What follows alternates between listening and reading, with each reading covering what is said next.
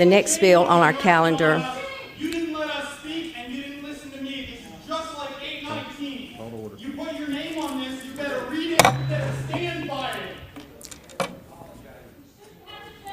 The next bill is Senate Bill 389, Parental Consent for Blood Donations. Representative Baker, do you have just talk about the PCS?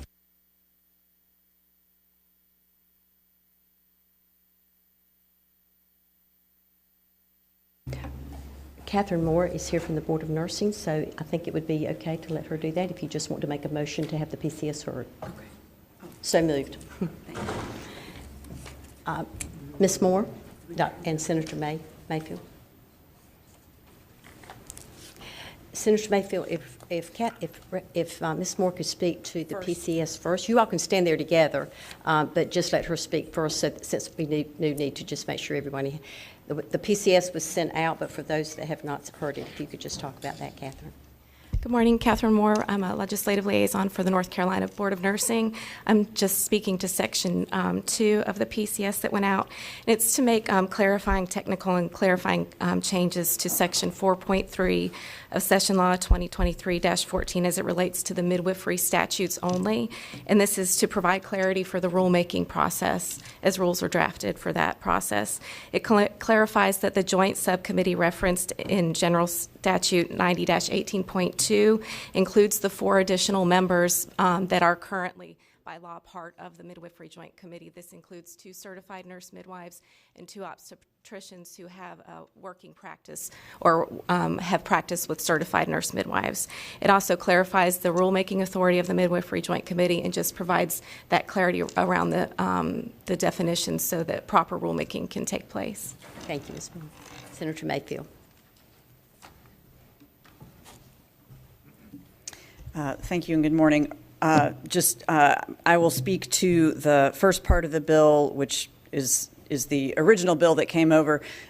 This bill is the result of a tragic accident in which a young man died after donating blood. He had a heart condition, donated blood without his parents knowing about it, and later passed out, hit his head, and died. And his parents, who used to be constituents of Senator Heiss's and are now constituents of mine, have been asking for this change since his death. And again, it just requires parental consent for 16 and 17-year-olds to donate blood. I worked with the Red Cross on this, and they say that most schools already require parental consent for donating blood anyway. So they did not have. There was no opposition to this proposal. Thank you, Senator Mayfield. Representative Belt. Thank you, Madam Chair. I was just, that was my question, because what 16 and 17-year-olds and in schools and being able to. I know when I gave blood as an adult, suddenly I almost passed out, and I was lucky that a volunteer was there to ease me onto the cot. And so I know that it is across the country. It's hard. We have a shortage of blood and people giving blood. So what you were telling me is that the Red Cross is fine with this, and they don't see any problem in trying to make it a little bit more difficult for people to give blood. That is correct. Okay. Yes, we were very specific with that for the reasons you cite. We did not want to create a huge barrier to people giving blood, but again, they say that a lot of schools already require this, so they did not have any concerns about it. Okay, thank you. Representative Shepherd. Thank you, Madam Chair. Would this also apply to plasma as well, or is that a different situation? Senator Mayfield. I think this is just giving blood. So this is designed for situations, blood drives in schools, and I don't think they do plasma donations at schools. So. Seeing no further questions, Representative Baker, you're recognized. Oh, I'm sorry, Representative Lambeth. I don't want to prolong this because I think this is a good bill, but I did want to tell you a little bit about the rest of the story. and I do not know this family, but Senator Heiss shared this with me. I'm just going to read this to you. The student had health problems since infancy and had been advised by his doctors to avoid many activities that most teens considered normal. Despite these limitations, the student was able to play football as a kicker during some of his high school career, where he notably kicked a 23-yard game-winning field goal in a playoff game, amongst other accomplishments. You know, we struggle sometimes with many of the issues we deal with, but this was a real tragic situation for this young man to have lost his life. And I think we should thank you for bringing this bill forward, as well as the family who's gone through this tragic loss, but also to celebrate this young man who had made a disability or certainly a handicap to be as normal as he possibly could be. So I'd make the motion that we approve this and move it to the next level. Thank you, Representative Lambeth. Representative Lambeth moves for a favorable report to PCS Senate Bill 389, unfavorable to the original bill with the serial referral to House Rules. All in favor say aye. Aye. All opposed, no. The motion is approved.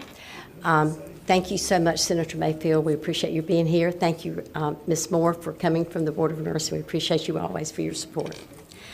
Our last bill today is a happy bill. House Bill 852, the Representative Becky Carney Cardiac Arrest Act. And Representative Ball, the lead primary, will be presenting today. Representative Ball. Thank you, Madam Chair. Representative Reeder, Representative Lambeth, and Representative Zinger and I, along with 51 bipartisan House co-sponsors, are honored to bring this important bill to you this morning, prompted by several examples of life-threatening emergencies of sudden cardiac arrest deaths occurring at public school athletic activities in our state, as well as the prominent story we've heard about the football player who had, well, we know all that story. Rowan County high school athlete in July 21 collapsed during a softball game. A North Carolina high school soccer player collapsed during practice last year, and an AED was fortunately available to restart his heart. And I understand that some of our members have had such emergencies occur in their districts. And most recently, at Broughton High School in Raleigh, Kiana Joe, a Harnett County student in her senior year, collapsed in March at a cheerleading competition practice. Her mother, Andrea Joe, with medical training and at the event, as she always was for her daughter, jumped into action, performing CPR until an AED could quickly be brought to her. And with it, she shocked her daughter's heart back to beating. Andrea Joe has been speaking out since then, asking that we ensure that there are AEDs at every school's athletic events. Although these situations do not end in the most awful tragedy of death, they very well could have, and unfortunately they often do. It has been estimated that currently there are over 1.5 million North Carolina students who are at risk of experiencing sudden cardiac arrest, which is the #1 cause of death for student athletes in the country.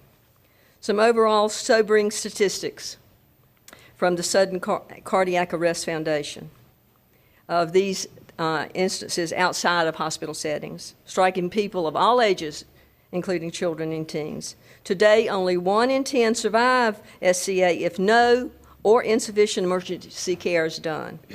It's the 3rd leading cause of death in the United States. If bystanders give CPR and use AEDs immediately, survival rates increase by 74%. 356,000 people experience SCA each year, of which roughly 7% are youth younger than 18.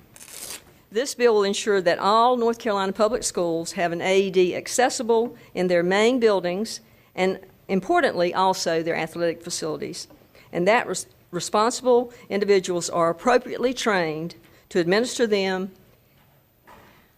after using CPR, which they are also trained to administer. The State Board will adopt rules to implement, maintain, and train in the use of AEDs in all schools.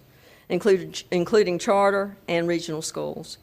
To ensure that all schools have AEDs and personnel trained to administer them, this bill allocates $9.2 million for the 23-24 fiscal year from the American Rescue Plan Act Temporary Savings Fund, funds we already have, to DPI to be allocated by the Superintendent of Public Instruction to governing bodies of public school units on a first-come, first-served basis. And I'll close with a story that truly hits us right here, literally in this committee, here in the General Assembly. On April 2nd, 2009, the life of our member, Representative Becky Carney, was saved after she collapsed at her desk in the same office she is in now, because there was CPR administered quickly and there was access to an AED and personnel trained to do that. Of interest is that the AED in our legislative building is the one that her freshman class had given to the General Assembly. Therefore, we ask that we be allowed to present this bill and name it for her, the Representative Becky Carney Cardiac Arrest Act. And here he is. Representative Reeder, would you like to add something? I think that Representative Reeder. Thank you. The data is overwhelming. What saves lives is defibrillation and the AEDs. While CPR, pushing on the chest, is important, the only thing that's shown to save lives is rapid access to an AED. And time is of essence. So having them in schools and at athletic facilities is incredibly important. So I would ask you and urge you to support this bill. Thank you. Representative Lambeth? I actually, when Representative Ball talked to me about this bill, I also jumped on it real quick. Thought it was a great idea because I've had a number of kids in my district who actually died. A couple, I went to their funeral when I was chairman of the school board there in Forsyth County. And this was back before we had trainers, back before we had many of the technologies we had today. And the devastation to those families was certainly something that I could not appreciate. But the second reason was because she wanted to name this bill the Becky Carney Cardiac Arrest Act. And, you know, I would tell you that there are many things we don't agree on. There's many things that we sometimes get into debates and differences of opinion, and we come from different backgrounds. But I have worked with Becky Carney, gosh, I don't know how many committees, and she's co-chaired with the committee on COVID with me, and I've grown to really respect this lady. And the second reason that I agreed to do this was because of Becky Carney. And I will continue to see if there's ways we can get this funded in the budget or some other way. I think it's an important bill, but it's also important to recognize one of our fellow legislators who had an event. And fortunately, she's still here. And I'm certainly glad that she's still here with us. And I want to support her in any way I can. So thank you. And thank you for bringing the bill. I will do all I can to make sure we get this into law. Representative Shepherd. Just real quick, I want to echo Representative Lambert's comments. Since I've been here since 2010, Representative Carney has been one of those people that you really respect and you look up to, and I'm thankful. She cares about each one of us individually. And when I was having my kidney transplant, she constantly reminds me, are you eating too much salt? You're not supposed to eat all that salt. And I do appreciate it, even though I still eat some salt, Representative Carney. And I couldn't think of a better person to name the bill after. Thank you. Representative Sasser. Thank you, Madam Chair. I like to hear all the great stories about the people that have been saved by defibrillators, but we also need to remember at our YMCA in Albemarle, we lost two. One was an SBI agent. One was a husband and a father of two that the wife worked for me at the drugstore. And before we wised up and got a defibrillator at the YMCA. So there's no question this is a great bill, and I support it and ask you to support it. Representative Wheatley. Again, it is a great bill. We've had defibrillators around for a long time, watched folks have to use them.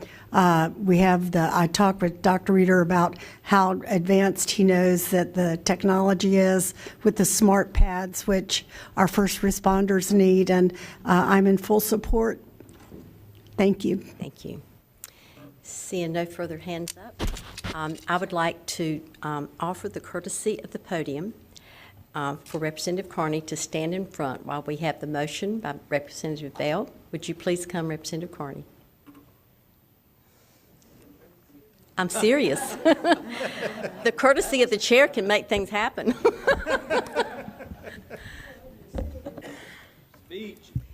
Thank you, Madam Chair, for honoring her in that way.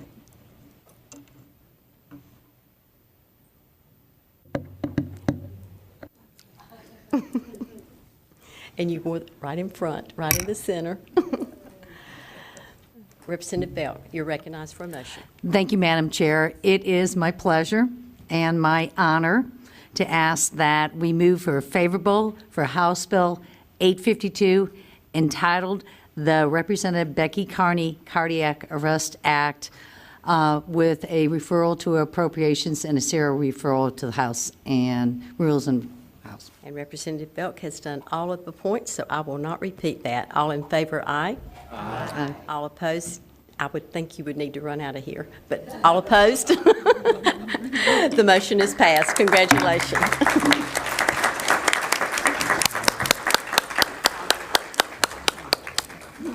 The meeting is adjourned. Thank you so much.